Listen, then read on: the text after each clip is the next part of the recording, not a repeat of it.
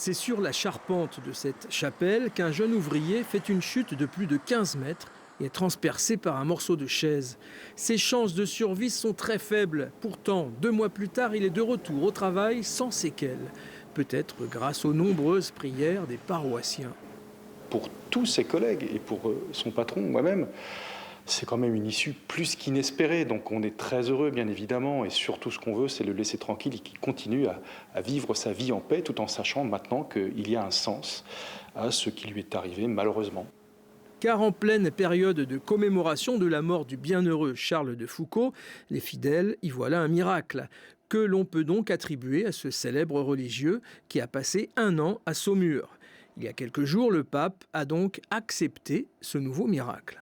À l'échelle internationale, on considère que l'Église reconnaît 1200 miracles, et sur ces 1200 miracles, 1100 sont des guérisons. Le reste, c'est composé par exemple d'apparitions mariales. 18 cas d'apparitions mariales sont reconnus par l'Église seulement. Et sinon, ce sont des signes, par exemple des croix dans le ciel, ce genre de choses, etc.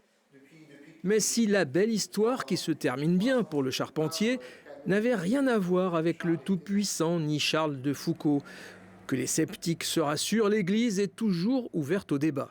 Oui, tout à fait, ça, on l'entend très bien. Il faut distinguer 2 choses. L'Église déclare comme miraculeux ce que les scientifiques vont déclarer, eux, comme non explicable par la science. Donc, Et là, c'est le cas. Le miracle avéré, Charles de Foucauld peut donc désormais être canonisé. À Saumur, on l'espère, et on attend avec impatience la décision du Vatican. L'essentiel, c'est quand même de garder la foi.